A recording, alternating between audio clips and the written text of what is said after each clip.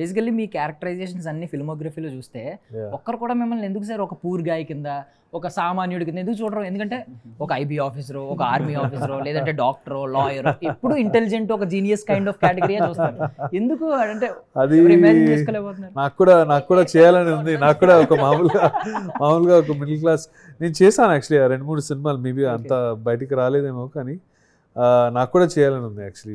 చాలా మేబీ అంత ఓకే ఒక మాస్ క్యారెక్టర్ కానీ అలాంటి ఒక క్రేజీ సైకో విలన్ నాకు చేయాలని ఉంది యాక్చువల్లీ నిజంగా.